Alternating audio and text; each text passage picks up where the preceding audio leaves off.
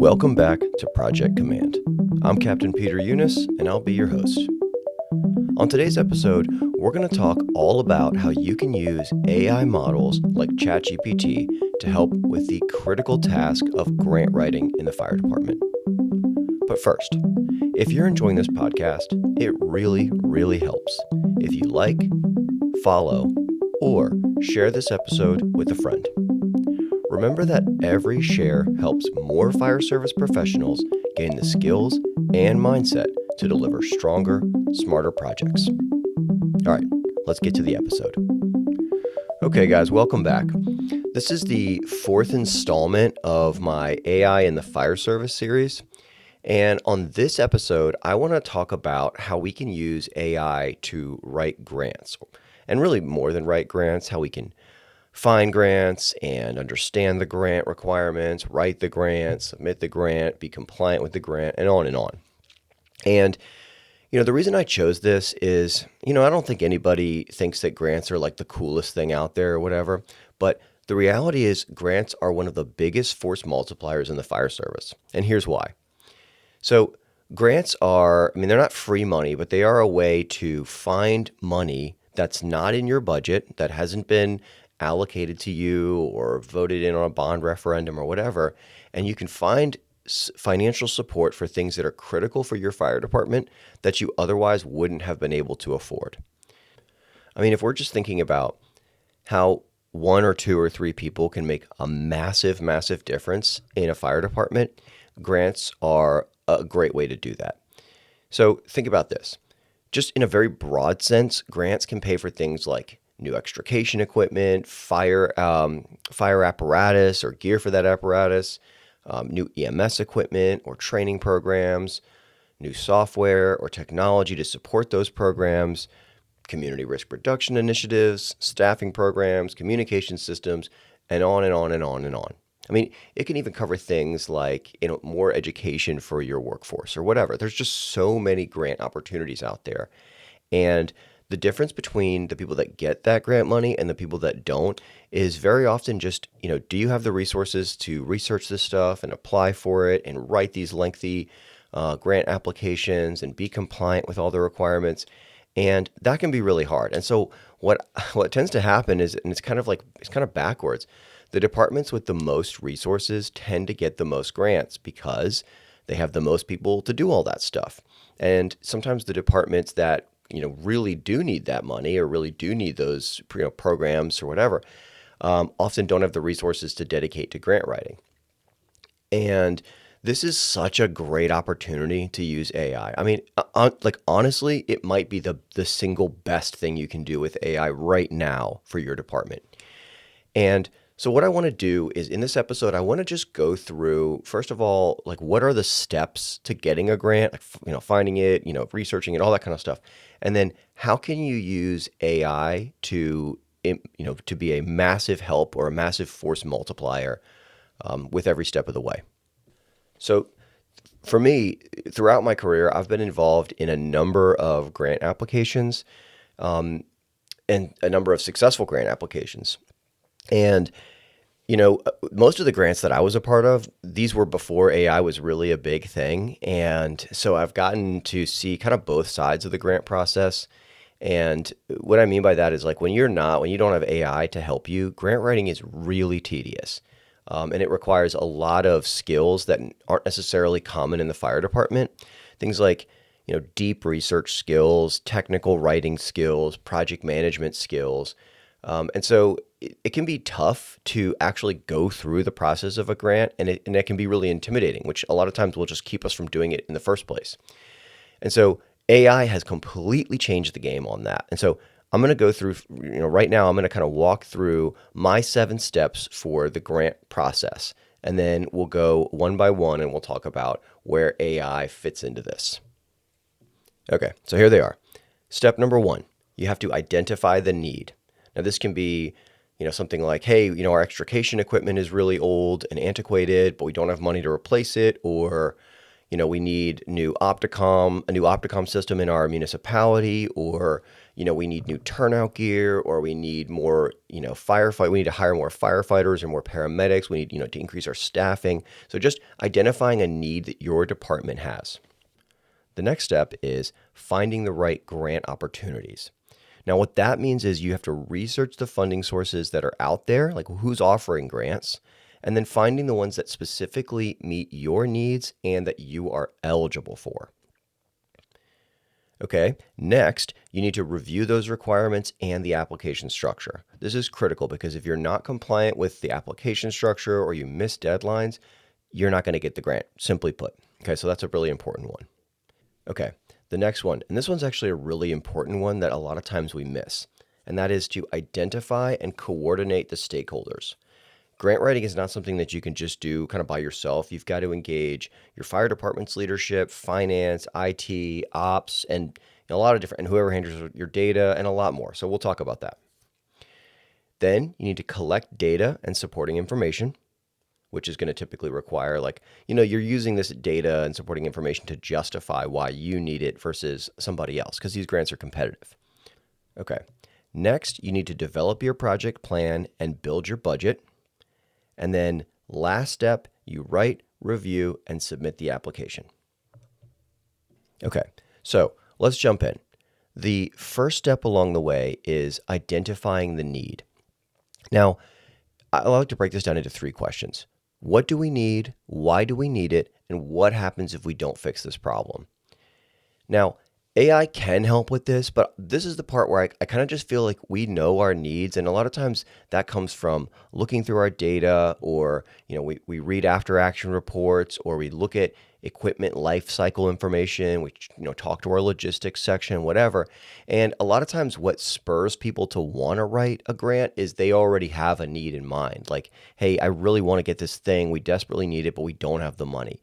So finding something that that your department actually needs, but you can't pay for right now, or you can't pay for entirely right now. But to be clear, AI can help with this step. And so this is what you might use AI to do. You might have, a lot of times you'll have, a lot of data in the form of a table or a spreadsheet or whatever. This is things like response times or benchmark times, on scene to extrication complete or whatever. And you want to review that data to determine trends. Like, are we getting slower or faster or staying the same in these, critical categories?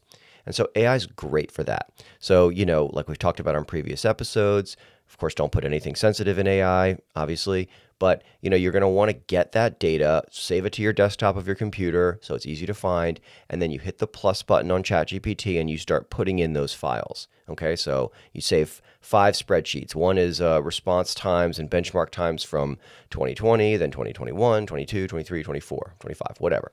So you go in, you attach all of those different spreadsheets so you click the plus button in ChatGPT in the bottom left corner, click the little plus button, it'll say add files from computer, boom, boom, boom, drop them in. And then you say, always whenever you add files, you always tell it what it's looking at.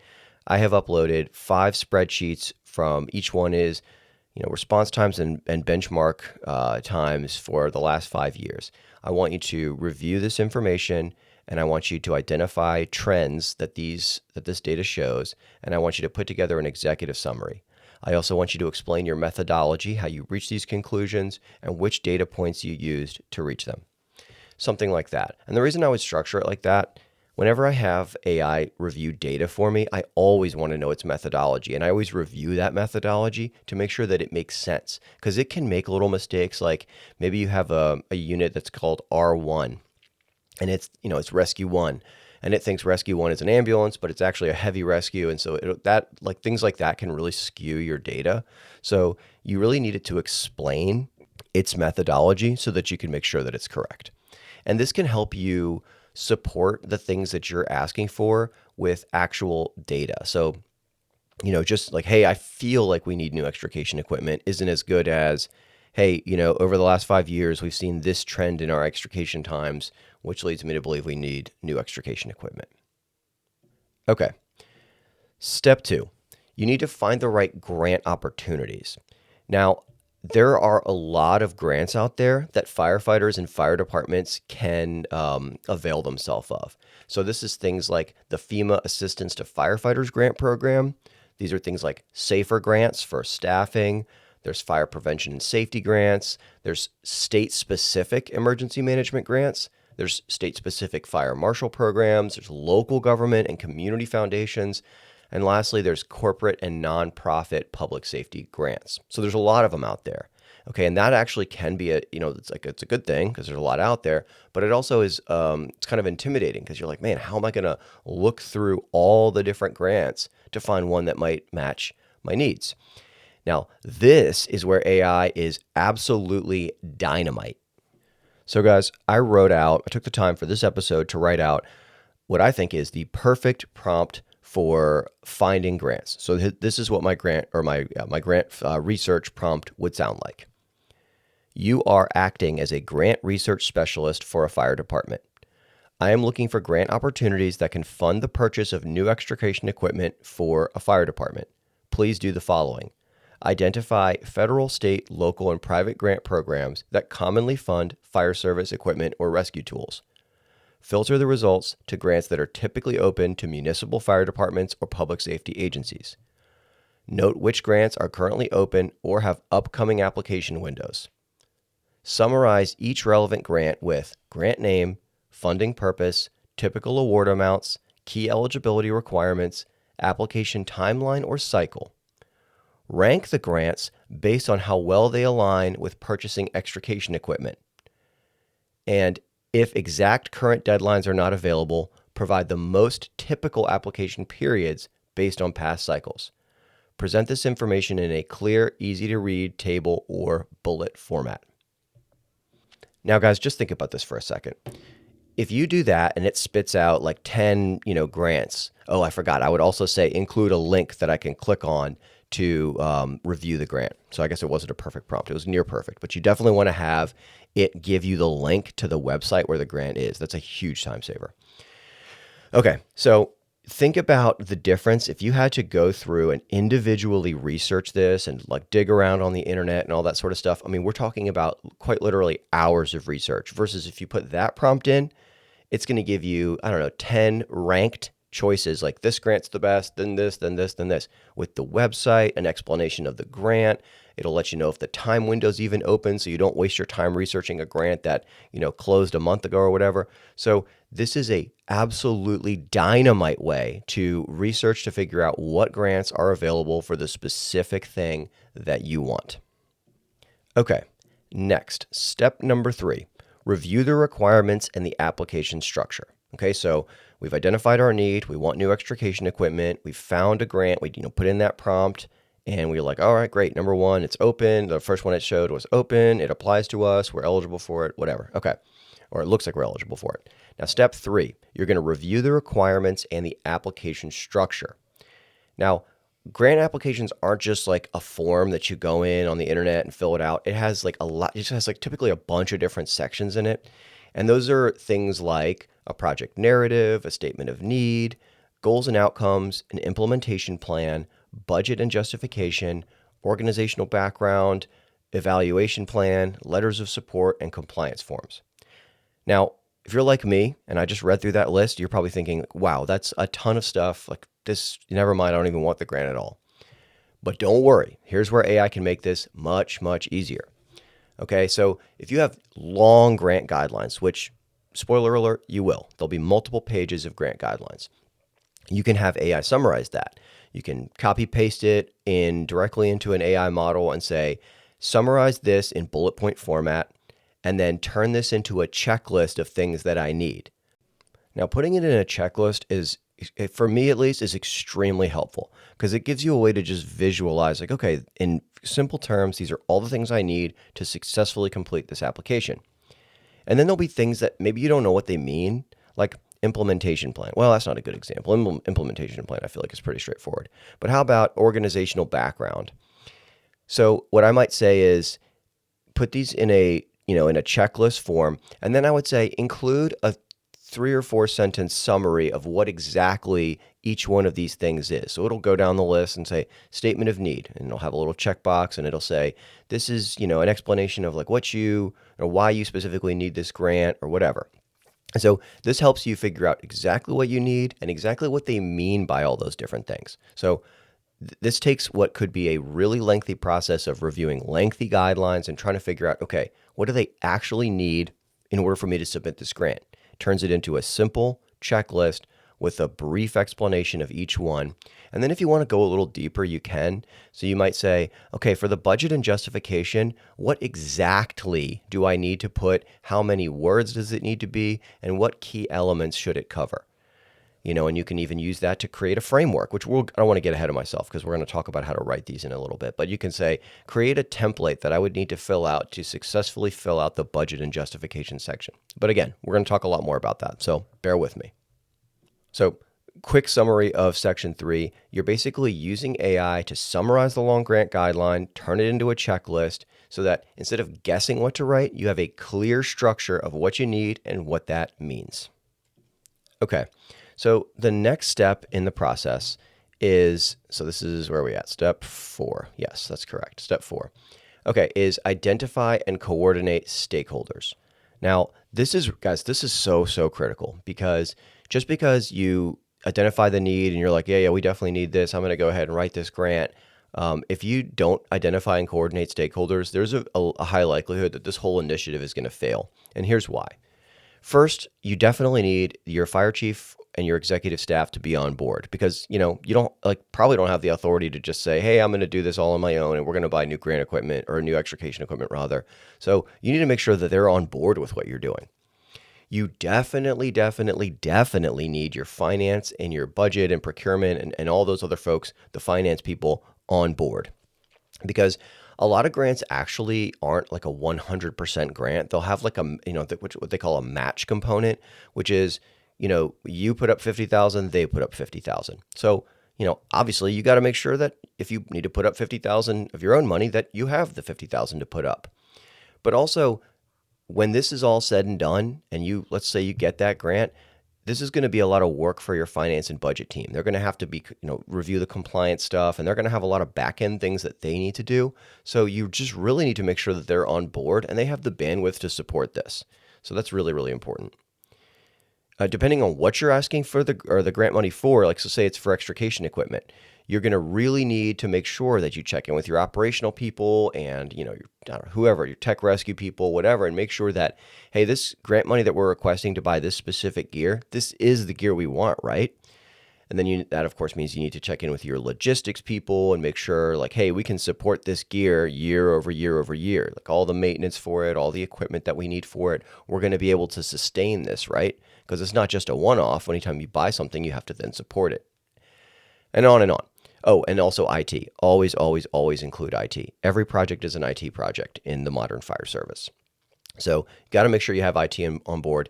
And if for nothing else, you're going to need IT because you're going to need data. And sometimes data is its own separate section in some fire departments, but a lot of times it's housed within the broader umbrella of IT. And you're going to need data when you submit a grant application. So you really want to identify, look, these are all the players, these are all the people that need a seat at the table for this particular grant initiative. And then, I would really recommend, just from a kind of best practices standpoint, you really want to get everybody together and kind of review this with them as early as possible. And say, here's the need, this is the grant I've found, this is the structure, we're eligible for it. And then just make sure that everybody feels good about it. Everyone has a chance to weigh in and say, yep, this makes sense. We can support this, and get everybody on board early. And typically, people, obviously, you're adding work to people's plates. So that's something to keep in mind. But, people tend to really get on board with grants because, this is, money that you otherwise wouldn't have to support critical initiatives. But you definitely need to make sure that they are a part of the process early to make sure that there aren't any landmines that you miss and then step on later. Like, oh, well, we can't apply for that grant because, one of these requirements is this other, stipulation that we don't meet, but you didn't know that, and you needed your finance people to identify that. So there's little things like that. So you really need to get the right people together early on in the project to make sure that everybody can get behind this. Now, here's where I would use AI, or here's how I would use AI to support this. So we've talked a lot about prompts and creating the right prompt, but another often missed side of interacting with AI is conversation-based interactions, which I actually really like. And this is a good example of a time when I would do that. So here's what I mean by that. You can either, and there's a couple different ways to do this. There is like the sort of like dictation method, or there's just the straight up conversation method. So if you open ChatGPT, you'll see there's the text bar at the bottom where it says ask anything. To the left, there's a little plus sign, and to the right, there's a microphone icon, and then there's a white circle with some black squiggly line in it. So if you click on the microphone button, that's just dictation. So you talk, it then transcribes what you said, and then it puts it in as text. But if you hit that white circle with the squiggly lines, you're actually going to have like a conversation with that model where you say, hey, how are you? And it'll say, I'm fine, how are you? And so you're going to actually go back and forth with the AI. So either one of those works just fine for this, but depending on kind of what you're into. But I really like the conversation mode. Sometimes I'll put my AirPods on and I'll just like go back and forth with the AI model, and I'll say, hey, this is what I'm doing. What do you think, or whatever. But in any case, this is how I would get AI's help with figuring out the stakeholders. I would open it up and I would say, hey, I'm with a fire department and I would briefly describe the fire department. We have this many units, this many stations, this kind of organizational structure, just, a 60 to 90 second explanation of your department. And then I would say, we're applying for this grant. I'd briefly describe the grant and I would give it the name and say, research this grant so you know the specific requirements of it. And then I would say, I need your help figuring out the stakeholders. Who would be involved in this? And it will say, typically these people would be involved. And then you would say, okay, so you said finance. Who specifically does that mean? Is that accounting? Is that payroll? Is that accounts payable? And so, go back and forth with it. It gives you information. You ask follow-ups. You then say, okay, well, if we didn't have this person available, who would replace that person?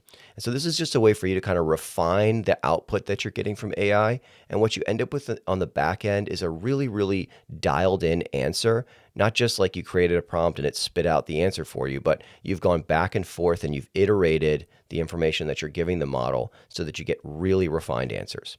And so this is a way to just help make sure you don't miss any stakeholders. And of course, AI is not going to replace like your knowledge of your department. So, you figure out who you think needs to be there, and then you just kind of have AI act as that second set of eyes to say, oh, well, did you consider that you're going to need, your fleet section to make sure that you can physically fit this extrication equipment inside your apparatus or whatever. So second set of eyes to help you make sure you don't miss any key stakeholders. Okay, step 5, collect data and supporting information. Now, for any grant application, for the most part that you write, you're not just going to need to say, hey, this is what we want and this is why we need it, or this, we want this grant, this is why we want it and we really need it and, we hope we get it. You're going to need to support that typically with data. So this can be things like call volume, incident types, risk profiles, community demographics, equipment usage or equipment failures, cost estimates, training records, performance metrics, all these kinds of things. So again, this is another daunting part of the process because it's like, well, how do I even get all that stuff? And so here's how I might structure that. What I would do is I would first get all the information about the grant and I might just drop it in an AI model and say, give me a checklist of all of the data or supporting information that I'm going to need for this grant application. And it'll spit out a list. It'll say, okay, for this extrication equipment, you need, how many calls did you go on? How many extrications do you run a year? Whatever, all the information that you need. And so now you have a checklist and you're like, all right, I just need to get these things. Now, you'll recall our last step was identifying the stakeholders. And this is why it's critical to do that first, because the stakeholders are the people that are going to help you get that information. Okay. Finance was a stakeholder. So if we needed, what's our annual budget? Well, great. Let's go to them for that. If you needed your call data, okay, great. Well, IT was a stakeholder. So we'll go to them for that, and on and on. And that's the reason it's so critical to get the right people at the table, because you're going to need supporting data and supporting information that you're just probably not going to have on hand. But if you get the right people involved early on and keep them in the loop, then you can say, hey guys, we're in the data collection stage of this grant initiative, and here's a checklist of all the data we need. And, I've tagged individual people. So, at so-and-so, can you get me this budget data? At so-and-so, can you get me these call volume data or call number data? At so-and-so, can you get me the milestone or the benchmark data for our extrications? Whatever data you need. Now you know all the players that are going to help you get it. And then once you have all that data put together, you can have, if you need to summarize it for a part of the grant application, again, you can just upload those spreadsheets or tables or whatever into an AI model and have it write executive summaries of the data if you need to better understand what that data is telling you. And again, I'll say it one more time, don't put sensitive information in there. My rule of thumb is if it's on a publicly facing website or it's able to be FOIA'd, I think it's safe to put in an AI model. But, figure out what your municipality or your agency says about that, and obviously follow those rules.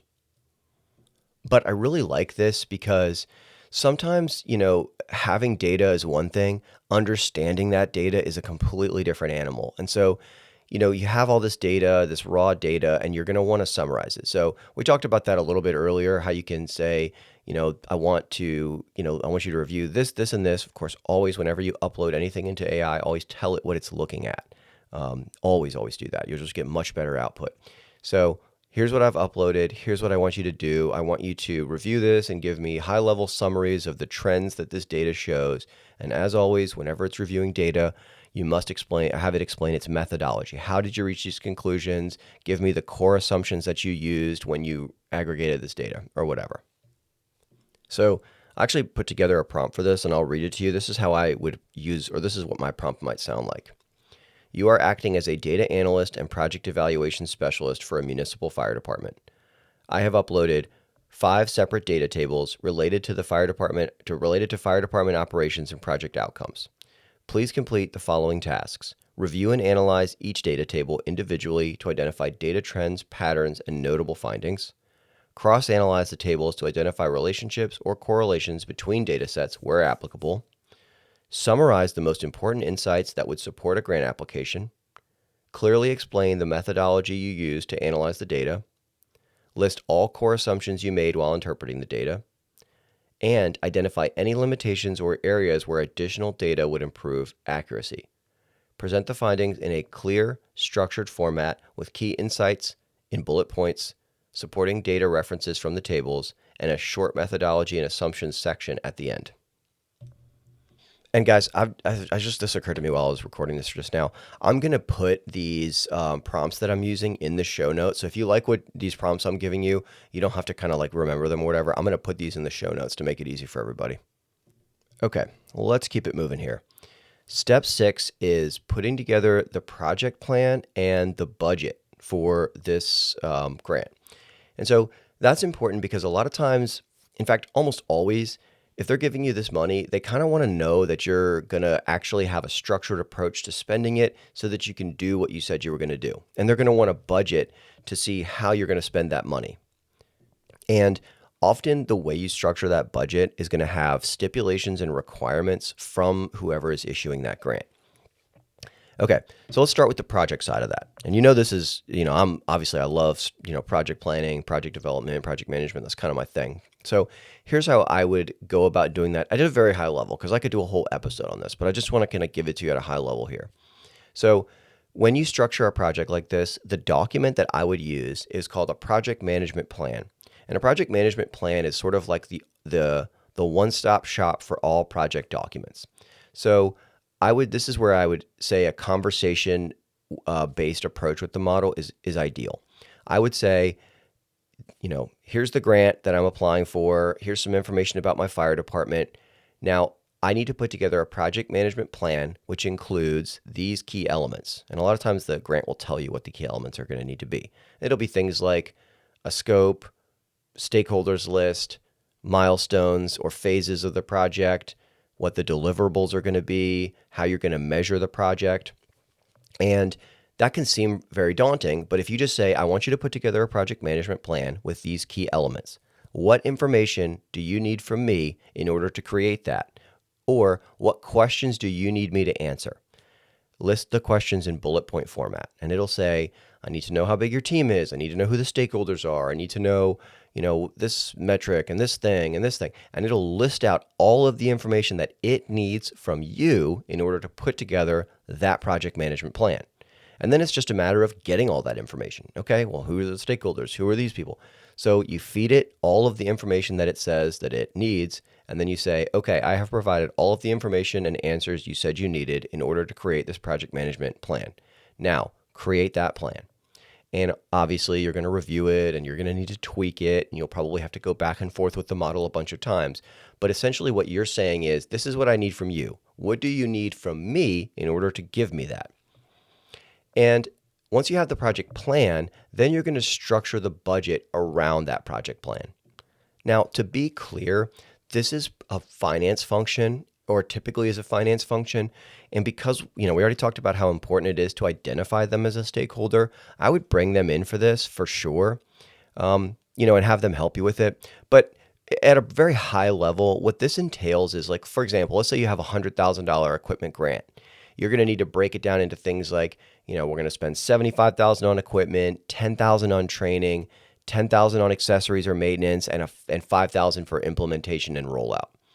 And you'll obviously need to go into that, like, okay, the $75,000 for equipment, this much of it is the cutting tools, this much of it is the what cords or whatever you need, and this much is this. The $10,000 in training, this is going to include, $7,000 in overtime funding for instructors, $3,000 for this, for these, these materials, and then on and on. You're going to want to break that budget down because they're going to want to see, okay, if I give you $100,000, how are you going to spend it specifically? So again, work with your finance people on this. It's really important that they're involved in this because they're the ones that are ultimately going to be accountable for it, very likely. And I should have said this earlier, but you need that project plan before you make the budget. The budget should be structured around the project plan, not the other way around. Okay, last, and this is kind of the big one, so I want to spend a little bit of time here, and that is write, review, and submit the grant. Okay, so the first thing is you're going to have a lot of narratives that you need to draft. And we talked about what the elements are. That's, the implementation plan in no particular order. You've got your summary, your implementation plan, your justification of need, all those different things. So here's how I would go about doing that. Just go section by section. Don't try to do it all at once. Take your time, go section by section. So start with whatever. The first one is, the summary of what you're requesting. Or I guess actually, let's start with what the actual first thing would be, which is the statement of need or problem description. So the first thing is, does it have like a limit or a maximum? Like this must be, over 200 words, but no more than 500 or whatever. And sometimes they have those kinds of things. So take all the information that's available in the grant, drop it in the AI model and say, all right, let's write the statement of need. Identify what the limitations and requirements are for this particular section, including word count limits, what needs to be covered, and any supporting information that needs to be provided. Okay. Now you know what they're asking for in that section. Okay. Then you might say, put together a template or a framework that I need to fill out to write this. Okay. So it'll say, 50 to 100 words on introduction, 100 to 150 words on explanation of problem, and 50 words or 50 to 100 words on risk if the problem isn't addressed or whatever. It'll give you a framework. So you go in, you write it, you fill in the important information specific to your department, and then you can have AI kind of clean it up. And you can say, okay, I filled out this template. I want you to review this, fix the sentence structure, spelling, grammar, and put it together so that it's a synthesized, cohesive document without significantly modifying the information that I've put in, or without modifying it at all, or whatever you want. So that's how I'd go about it. And then I'd do that for every section. Explain, okay, for the project narrative, what does this need to have? What are the limitations, word counts? And I'd go section by section, and I would do that for all of them. Have it outline what it needs, give me a template or a framework, I fill that in, then I have it clean it up. And another thing I would say actually in that prompt is put together this framework with the goal of ensuring that each section is aligned with grant priorities. Because a lot of times, remember, these are competitive grants and you're going to have other people that want these too. So you want to make sure that each section is specifically aligned to the grant that you're applying for. And AI can be really helpful with that. So when you're writing it, have it improve alignment with grant priorities. Okay. And lastly, what I would then do is, after I've written the whole thing, all of it, problem, statement, or whatever, narrative, all the different sections, I would then say, have it act as an editor and grant coach and review it to provide feedback. So however you want to phrase that, you are an expert grant reviewer. Review this document and give me feedback on how I can improve the quality of this grant application. So it'll say, more explanation here, less there, whatever. Then obviously go in, make those changes, and maybe do a couple rounds of that to make sure that it's really, really high quality. And of course, you don't want to just have the AI review it. I would then get my whole team of stakeholders together, share it as set it up as a shared document so everybody can review and leave comments. And I would have all of them go through and leave their individual comments. And you can do that before AI or after AI, whatever you think is best. But have all of your individual stakeholders weigh in, so the finance people get to look at the budget section, the ops people get to look at the implementation, and on, and just weigh in and make sure they feel good about all that information as well. So at this point, now you've had multiple different eyes reviewing this, including AI acting as, a grant specialist or whatever. So after we do all that, we've written all the different sections, we've reviewed it with our team, with AI, all the rest. Now our grant is ready to submit. And as far as how you submit it, I would say, okay, AI, I've got all this done. Give me step-by-step instructions to submit this application. And it'll say, you need to send it in an email to this person, and this person with the, with the information attached as a PDF or whatever, and follow those exactly as described. Make sure that you are submitting this application exactly as they say to submit it.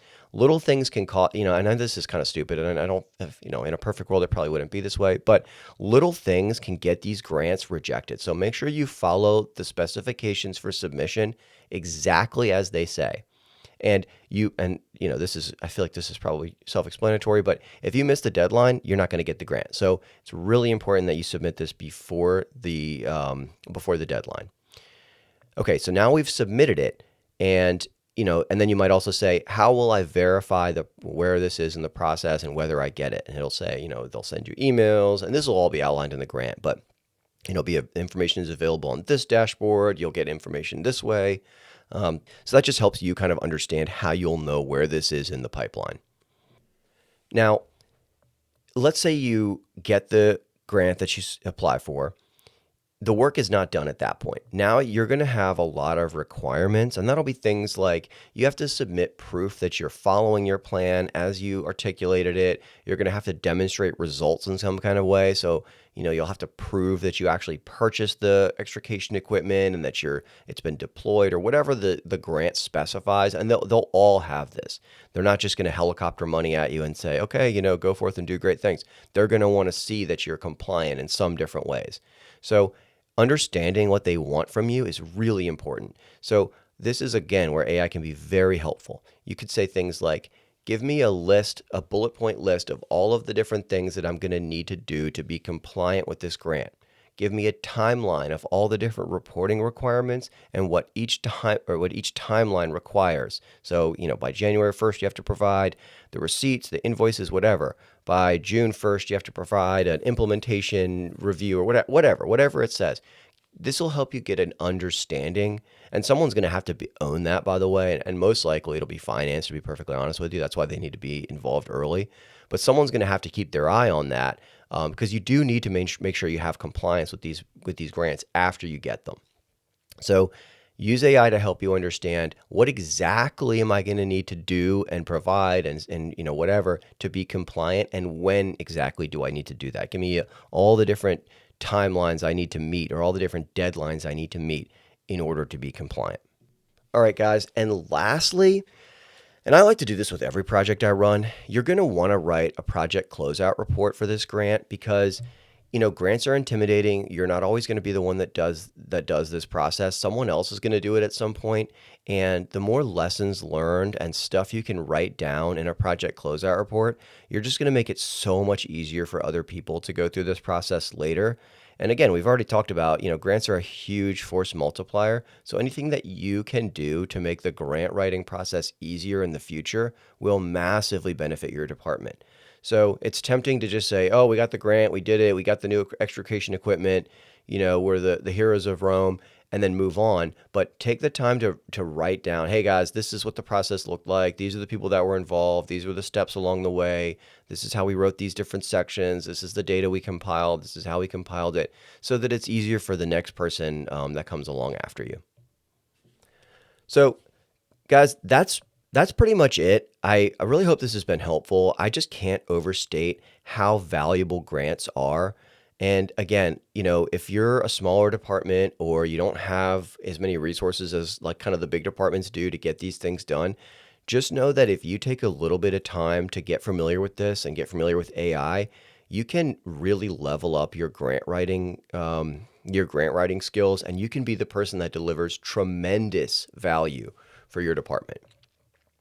And as always, I really want to hear from the audience. I want to hear your experiences with grant writing. I want to hear your experiences with using AI for grant writing, or just what you're using AI for. And, I'm going to do several more episodes of this AI in the fire series, or in the fire service series. And I really want to hear from you guys, like what you want me to cover.